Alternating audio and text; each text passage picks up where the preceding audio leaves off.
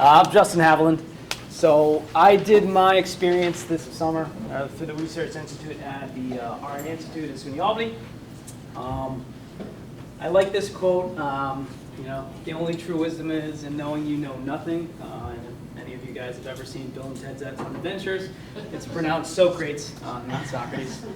A lot of times with my living environment or my AP students, I try to throw something kind of funny to start off, a lesson or whatnot. But I think this is very evident in a lot of science because 10 years ago, 20 years ago, 30 years ago, what we knew about cells, genetics, DNA, RNA was very different than what we know now. And I got to experience that in many ways as a learner, as an educator, and being part of the research team this summer at the RNA Institute as well. So what I want you guys all to think about right now, if we take a look at a picture like this, what are some things that come to mind? You don't need to shout anything out. Just take 30 seconds. What are some things that come to mind? Why is this picture important? What does it mean to you? And I like to do this a lot of times with my students. I throw something up there, grabs their attention a bit. Most kids are like, oh, that's DNA. Great. So what is DNA? Anybody want to throw a thought? What's DNA? Why do we care about it? Why is it important? Sarah? Molecules. Great, it's molecules. Yep, keep going. Proteins. Okay, has to do with proteins. Great, keep going. How about if you were a Heredity. 13, 14, Genetics. 15 years old, and you see this, what are you probably going to say about this stuff? It's pretty. It's pretty, okay. What else? Blueprints. Small. The blueprint for So blueprints for what? life.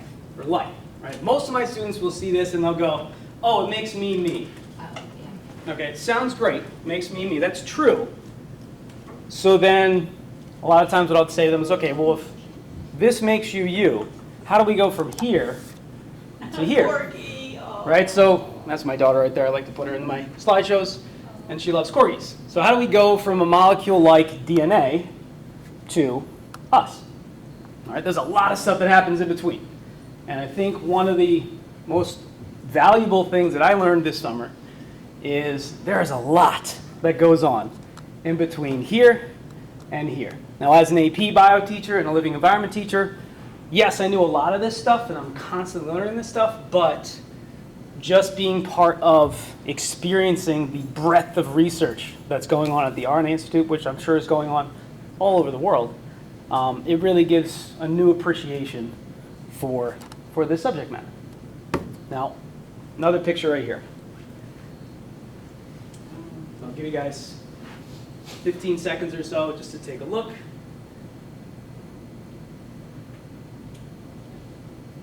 So based on what you're seeing here, can anybody make a connection between any of these pictures, or maybe a connection to one picture or another picture? Like, anybody know who this guy is? Okay, all right, so why is Lou Gehrig important in terms of this picture? Lou Gehrig's disease. Lou Gehrig's disease, ALS, okay. What about Stephen Hawking? How is he related in some way, shape, or form? Parkinson's. Parkinson's? No? Close. Palsy. No, also Lou Gehrig's disease, ALS, right? So Stephen Hawking also ALS. What about the picture in the upper right-hand corner? Alzheimer's, right? So this is something I think a lot of students, especially now, have some experience, exposure, or connection to Alzheimer's.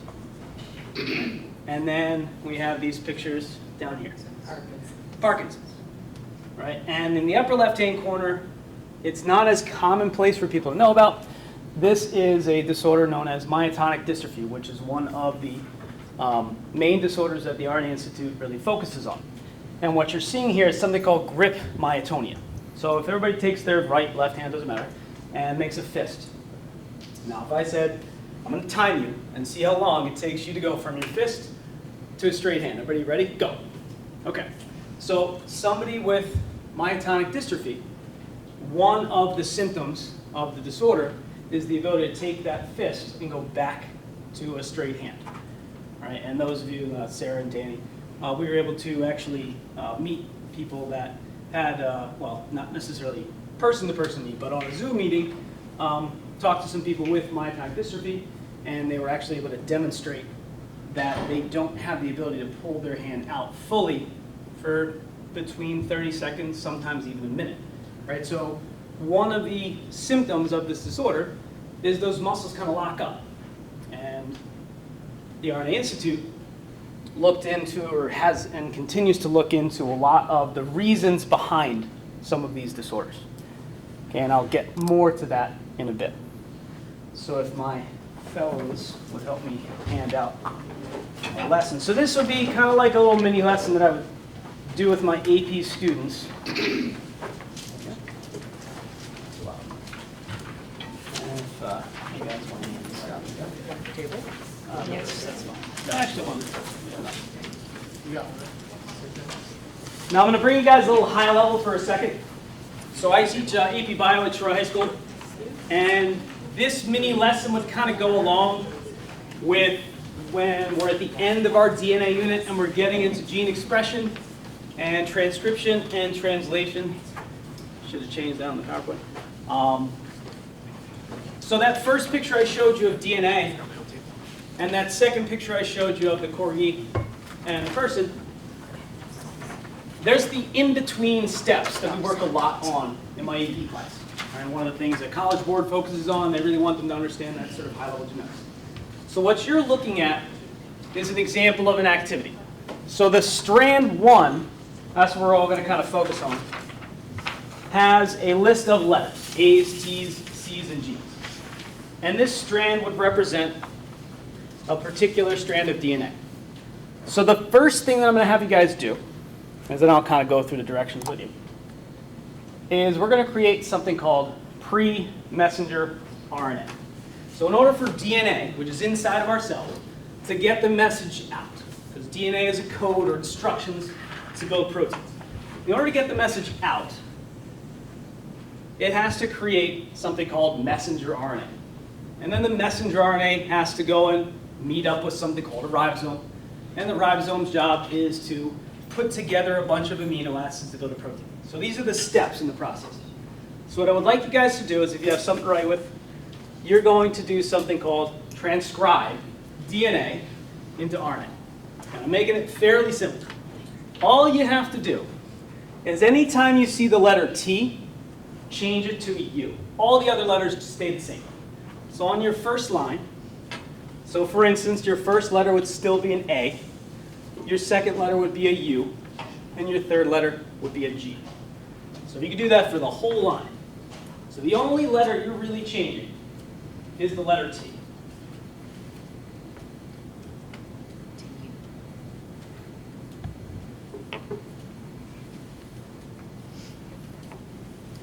And again, some of you guys might be having some memories back to high school doing this. Or maybe even like the Regents exam, because sometimes you just have to do this on the Regents exam.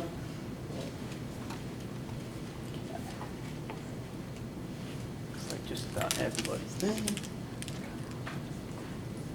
And I understand if you want to jump ahead, but just in case, okay? Everybody should have something that looks kind of like that. Right? You don't necessarily need to check your answers, but in case you want to. Now the next step, which oftentimes for not only Regents students but AP students, is they kind of think, oh great, we've got our mRNA. Let's go build the protein. Not yet. We got a couple other things to do. So if you see your next line, it'll say mRNA with introns cut out. Here's what that means. If you look at your directions on number 3,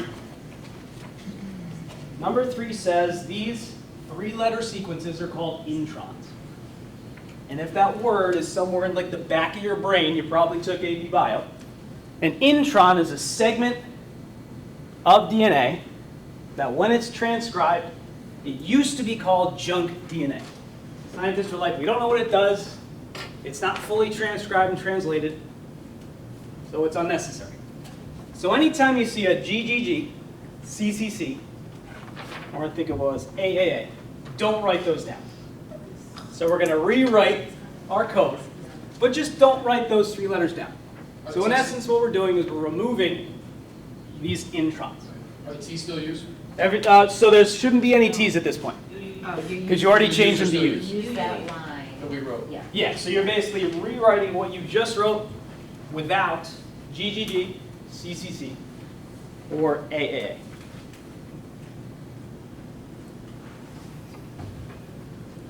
So in essence, what you're doing is you're cutting some stuff out that's not going to be utilized. And in my AP class, we talk about this is known as an RNA modification.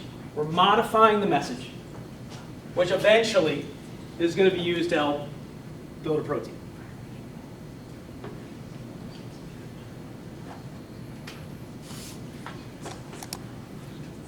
So most of you should have something that kind of looks like this. All right, so we've got AUG, GCU, UUU, GGA, CCA, UAA, GC. Okay, great. Are we done? Not quite. There's more modifications that need to happen. And I want you guys to constantly think back to that first picture I gave you, the picture of DNA. And then that second picture, the organism. So to go from DNA to that organism, there's a lot of little things that have to occur. And this is just a simplified example of some of those little things. So the next step, in order to make a mature mRNA, we have to protect our RNA. In order to do that, like that, as your next line.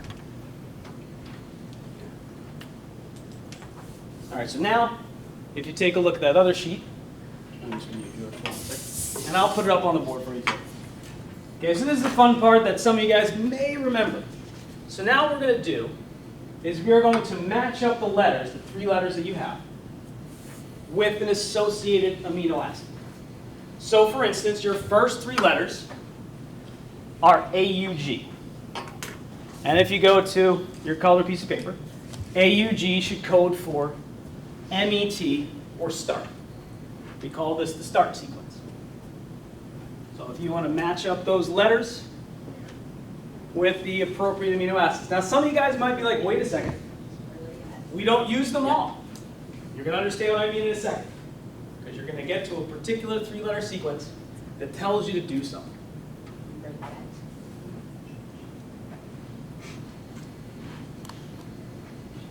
Okay, so it's up on the board if you need that.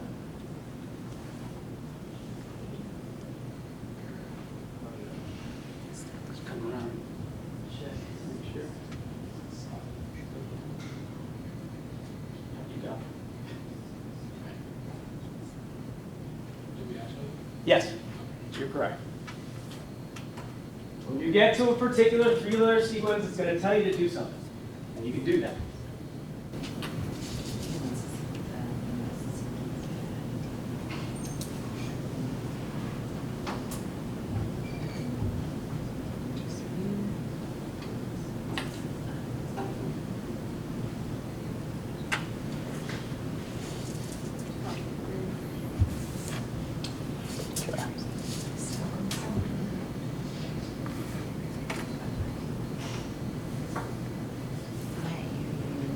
So I'm hoping that everybody has a sequence that kind of looks like mine, but then you get to a 3-letter sequence that codes for something called stop. There's a reason it's called stop. It doesn't actually code for an amino acid. It codes for this little, it's can't think of the term. It causes a dissociation. Basically, it stops any more amino acids from binding, and everything kind of falls apart, except what you've built. So you've built MET, ALA, PHE, GLY, PRL. That's what you've built. And some of you might be like, all right, great, this looks fun, this looks cool, why do I care? I'm a big proponent in my classroom of the why do I care moments. Because when you teach high school kids, okay, a lot of times they're like, great, Mr. Haviland, why do I care? Does this matter to me? I go home, I play my sport, I play my instrument, I sleep, whatever. So what you just built, those letters, those amino acids, code for proteins. Phenomenal. And those proteins, they do stuff, right? So in our cells, in our bodies overall, in order for me to move around and talk and walk and think and things like that, It's hundreds of thousands of different types of proteins that are not only being built constantly, but being utilized. Some of these proteins are breaking down. Some of these are building up. Some of these are maintaining my ability to stand and my bones not to fall apart. Right? So all these proteins are being utilized. Now proteins can get really crazy complex. So that string that I gave you was like, what, 5 amino acids? Some proteins are 10,000 amino acids. Some are 100 amino acids. And proteins interact with each other. And they create these really cool shapes. So let's go back to the original picture here. One of the really interesting facets that we learned this summer, Sarah, Danny, and myself, is many of these disorders, Alzheimer's, ALS, Parkinson's, myotonic dystrophy, are caused by errors in the process that you all just did. Right? It's a fairly simplistic process. You're going from DNA to pre-RNA, mature RNA, amino acids, protein. But a lot of these disorders and many different neurological disorders are due to a copying error. Maybe there were too many letters. Maybe there were too few letters. Maybe it's an inherited mutation from a grandparent.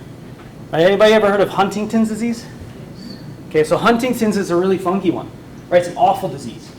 Huntington's disease doesn't hit until like 40 or 50 years old. So like somebody might have absolutely no idea that they're a carrier for Huntington's disease. But between 40 and 50 years old, they might start showing signs and symptoms. And when you're diagnosed with Huntington's, you got about 10 years max, which is super unfortunate. And some of these other disorders I was mentioning before, like the Parkinson's. You look at Michael J. Fox, you look at Muhammad Ali, great athlete, great actor, right? Had no idea that they had these particular disorders. So what the RNA Institute, and I learned a lot this past summer, and looking forward to next summer, is they're studying, well, what is causing these errors? And what are these particular errors really doing? And I want to go back to Alzheimer's because visually, if you take a look at a normal brain versus an Alzheimer's brain, Alzheimer's is caused by a buildup of a protein. It's too much of this particular protein called beta amyloid. And what this protein does is it degenerates parts of the brain. Right? Now, if we know, based on what we just did, and we go back, well, if you're making too much of a protein, more than likely it's because that protein's not doing what it's supposed to do. So if you make too much, okay, many times we think as humans, like too much is good. Right? Yeah, I have more, great. Not necessarily in biology. Not necessarily in terms of proteins. Right? So a lot of these disorders are due to errors in that process that you guys all just tried. So I'll talk about my experience. I kind of did it backwards. Most of you guys did like the experience first and then the lesson. So some of the cool things that I was able to be a part of this summer was something called bioinformatics. Now bioinformatics, I've heard the term, I've seen a little bit in terms of like, I've read about it, but learned a lot of really interesting information this summer about bioinformatics. Now, if you guys go back to your lesson, what are the 4 letters that make up DNA? So I'm just going to pull right here. So if you look at where it says DNA strand 1, what are those 4 letters you see? ATGC, great. Now, we know a ton about DNA because of various types of studies, in terms of biological studies, in terms of chemistry studies. But sometimes, the more we understand, the more information that we have to sift through. So if you take a look at that board right there, what you're looking at is just a small snippet of one chromosome of one cell. Realistically, imagine having to sort through 50 million lines of about 150 letters per line and trying to figure out, where is my error? Where is that repeated segment of DNA causing this disorder? That's a lot of data. A lot of people that are super smart have figured out ways to analyze this stuff. and we can use computers. We can use AI. Right? So one of the things I was able to be a part of this summer is learning how we take this massive amount of data and actually turn it into something usable, and also comparing something like Alzheimer's, myotonic dystrophy, Parkinson's, and looking at this data and going, oh wow, here's where some of these repeated segments are. Thank you. Other things I was able to be part of was some cell culturing. On the right-hand side, this is actually pictures of some of the cells I was able to culture. I work with lots of people in the lab. This is a BSL, I think it's a BSL-2 biosafety cabinet that we use to do culturing of cells. The reason that we did culturing of cells was we were growing cells with these different types of disorders, and we were comparing them to the control lines. So that was a really cool experience. I was able to use something called a fragment analyzer. Right? Really, really neat piece of equipment. Now I want you to imagine, go back to this right here, right? So that, in terms of the information, is looking at a particular group of cells' DNA. What this fragment analyzer can do is it can take samples that you want to analyze, and it can actually analyze 96 samples. Right? So this is a 96-well fragment analyzer. And we can take a look at various entries that we want to look at. Really cool stuff. And I was able to use some PCR machines to amplify DNA, which was very fascinating. And the reason that I really like this stuff is this is directly relevant to many of my students, especially juniors and seniors, because they're going to see this in a couple of years when they go to undergrad. We are going to do some gel electrophoresis and analyze our particular fragments and looking for these particular mutations that occur in these various disorders. And it sounds like that's mine. Sorry. So lastly, the most important piece of this past summer and next summer, what I'm hopefully going to bring it in throughout the year, is bringing the research, the science, and bridging the gap with the students. Because a lot of times students can be like, yeah, I know a lot about DNA, great. Yes, I know a lot about X disease, great. But how do we connect the dots? How do we go from the DNA to the disease? Right? What do we know? And to go back to my original quote, what do we not know? Right? So I think understanding what we don't know and figuring out where we can go from there is super important. And these are all my thank yous. Thank you, Sharon, very much for attending today. Dr. Berglund, Dr. Fuchs, everybody in the lab, Nicole, thank you very much for allowing me to be in the program. And does anybody have any questions before I get out of here? I know I walk around a lot, so that's just not today. That's me as a teacher. Good?